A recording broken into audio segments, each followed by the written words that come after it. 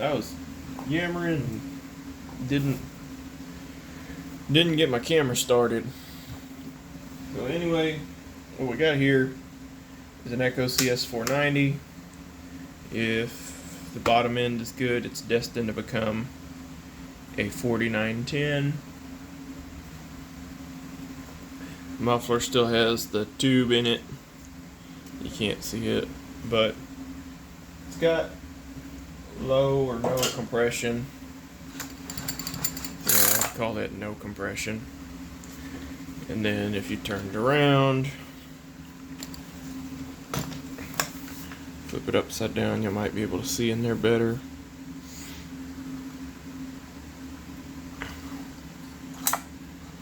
The piston is pretty roasted. Definitely got lean. The corner of that piston is all chewed off.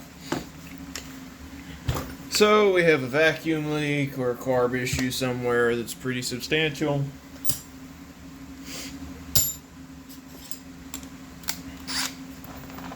We'll go ahead and spin everything off.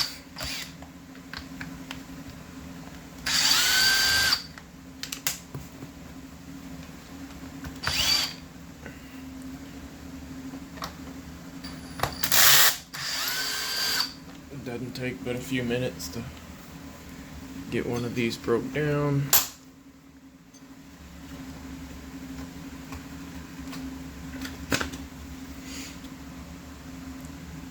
Kind of dirty in there. Nothing really abnormal.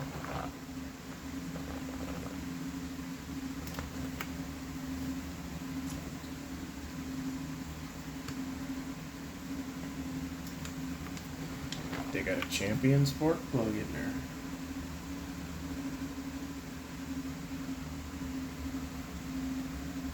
And I don't see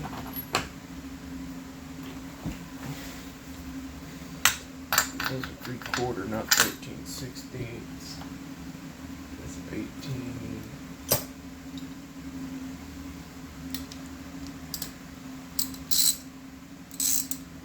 I'm just terrible about scattering tools everywhere. This will do it, but it ain't the right size.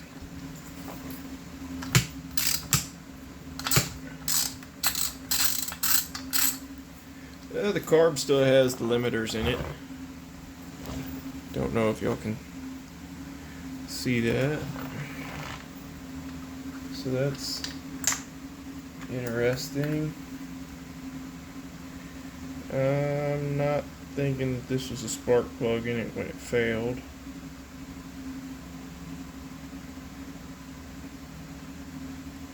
Crush washer isn't even really smushed down on this one.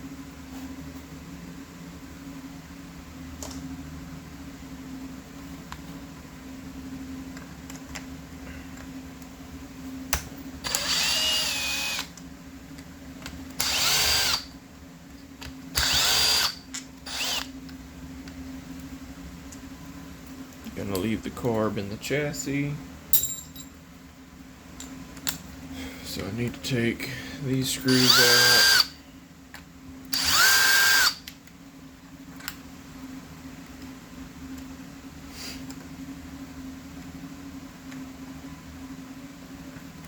I don't know about y'all, but I'm pretty amped about the results for that horizontal hustle competition Novice Lumberjack had. I don't think I did that great, but it's at least pretty cool to know how you stack up, and then it gives you a lot of people, a lot of other people to pay attention to when you see how they did.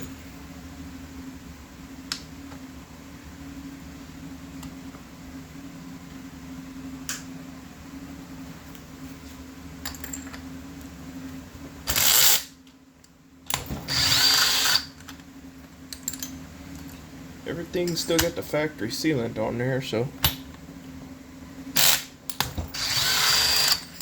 the only thing that come off easier than normal was the exhaust, and I'm guessing that's what would whoever did diagnostic on it would have checked, would have pulled off. Now there's one more screw down there.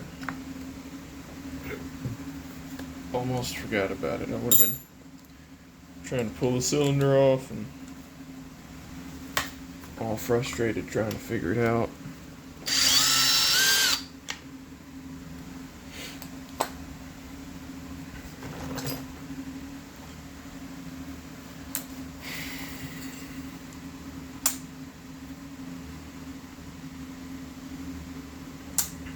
Man, is it not wanting to come off?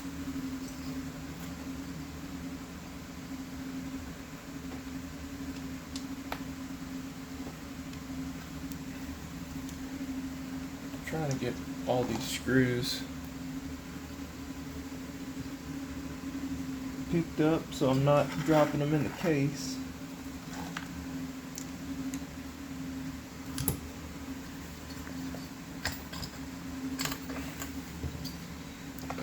Hooked on a fuel line or impulse line.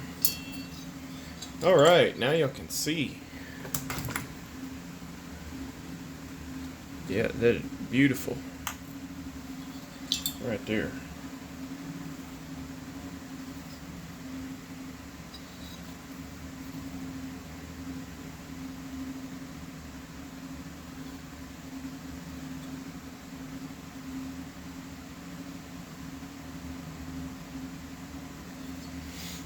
All kinds of transfer in the cylinder. Pretty ugly.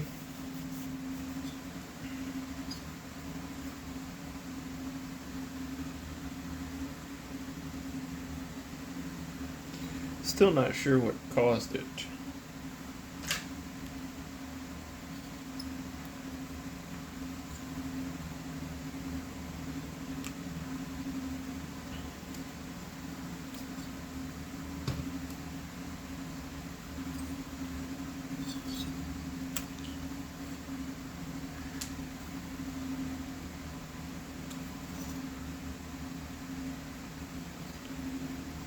No sign of anything wrong with the intake or intake boot. They got a nice lip in there. That ridge seals into that ridge, which is really nice. If the Husqvarna 350s had something similar, that would make them pretty cool.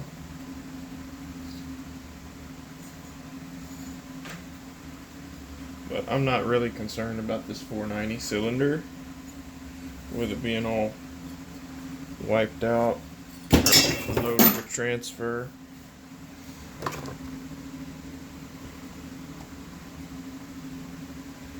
That case is looking pretty rough.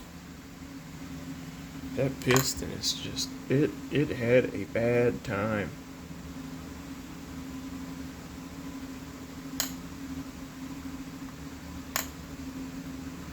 Definitely had a bad time. I don't feel any up and down play.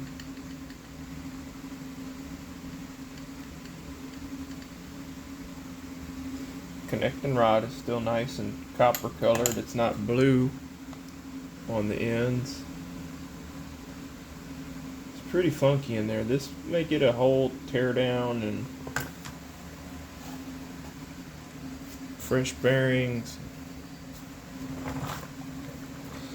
Oh, another thing on,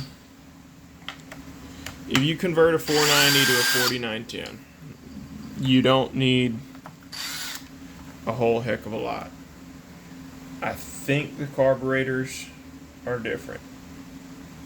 This one will work just fine. Your intake boot is definitely different. The 490 uses a round boot, and the 4910 uses one that's more smushed in an oval like that. It's just different intake on the cylinder. Your support for your boot, however, is the same. You don't need another one of these. So You're at cylinder and piston, of course, because those are totally different. Exhaust bolts right on. Your intake boot has to be changed, and then they use a different an ignition coil with different timing in it in the 490. The timing in the 4910 ignition coil is more aggressive. Now, if you go by illustrated parts lists, the Echo 501 has a different ignition coil. However, they list the timing to be the same, the timing curve to be the same. Why they have the same published timing curve, why they have the same, or why they have different part numbers, I don't know. I'm not 100% sure. My personal speculation is that where the ignition curve starts pulling timing out of it could be higher up in the RPMs on the 501. Is that accurate? I have no idea. It's just speculation. I have nothing to back that up, other than why would they give it a different part number if everything else is the same? Makes no sense. There's got to be something internal different with it. The spark plug boot on the 501 is like clear, but this little sleeve and the boot and the spring don't come with the ignition coil. When you order the ignition coil, it's just the coil with the plug wire sticking out of it. That is it. So why give the same part two different numbers? Doesn't make any sense on any end of anything. That's the whole reason I speculate that the timing curve possibly stretches out a little bit further. Again, I can't say that for sure. Just my thoughts.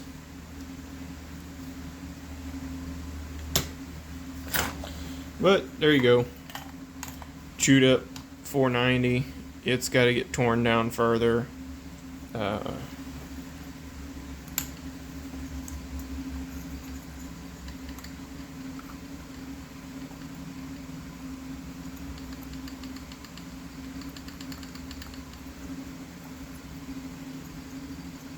Bearings actually feel pretty smooth.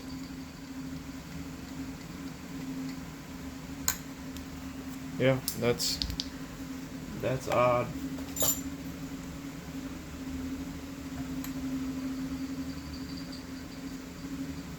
The races aren't dulled out either. If the race and the bearing is like a dull color, you may want to consider changing it out. But I think I'm going to pull it apart, so I might as well. Oh, that top bearing is roasted because that piston got hot. Oh, we might have a failed connecting rod.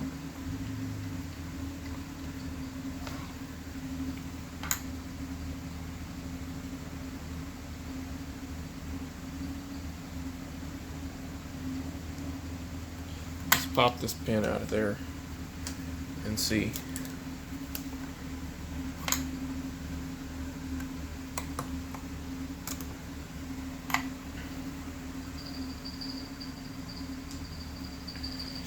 Sounds like it's cricket. That's the fan in my garage.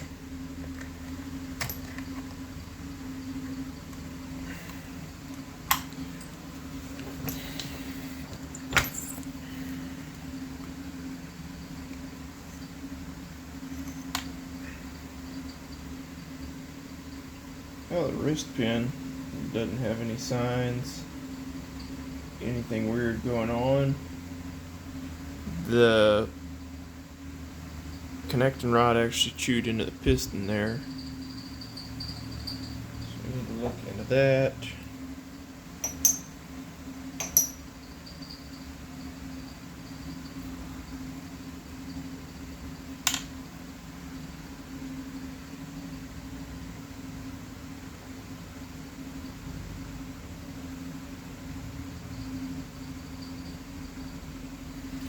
Bearing is still in one piece, none of the needles are falling out. Doesn't mean I'll reuse it, but the end of this rod is kind of dark. Is it blue or is it just dark? Yeah, it might just be dark.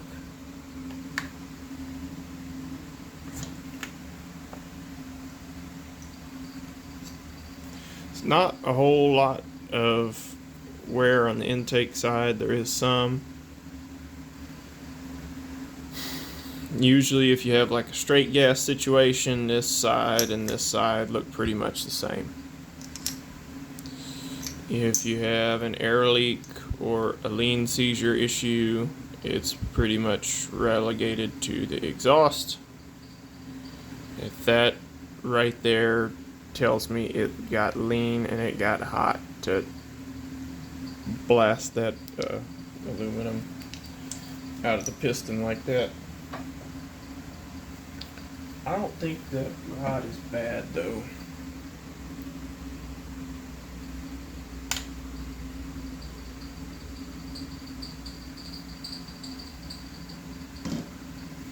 I could be wrong.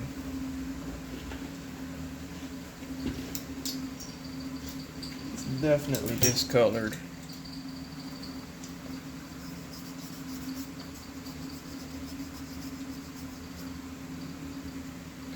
But how much of that is just funk and how much of it is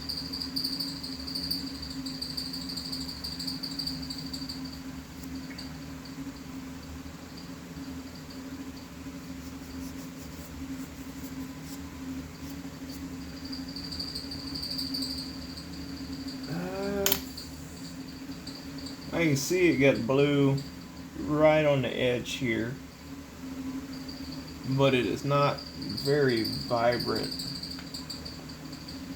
and it's still copper colored on the top and all the way around. It might be a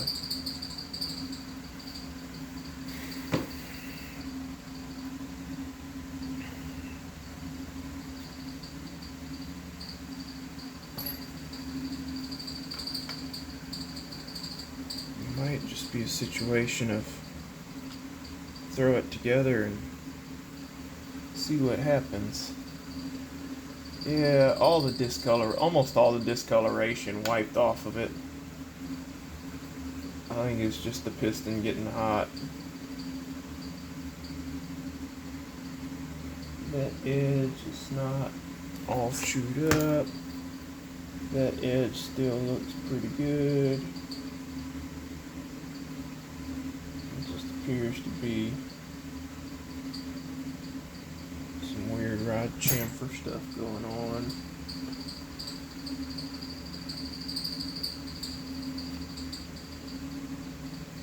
That side's really the same way. Yeah, I'm. Once it wiped down, most of the dark color went away, so I'll run it. Doesn't appear, there's no up and down play in the connecting rod, so that's really what I'm worried about. I'll check it again when I put a piston in there and see if it's actually doing weird stuff. I might even well,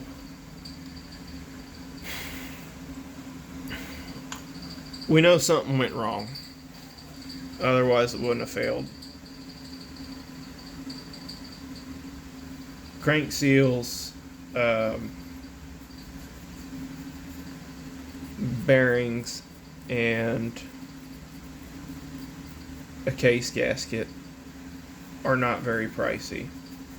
And to swap all that out, to ensure that this thing actually acts right is, and that's a pretty small price for what's going on. There's a pretty small price to pay to make sure it's right. And you pull it all apart and clean it up while you're there, so yeah, I'll just go ahead and do all that. I'll reuse the crank. It's only slightly dark. I'm not too worried about that.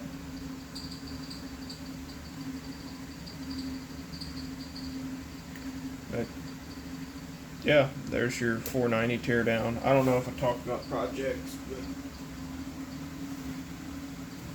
I got to dive back into 7310. I have to get some Husky 350 stuff together. Got this, a 200T that needs diag and repair. A 620 and a 590. I have a pretty good list for the time being. Gotta get my buddy's home light back together. Yeah, I got a pretty significant list before I start getting into my stuff, or real fun stuff. But there you go, tore down 490. It'll make a future appearance. Y'all see it again.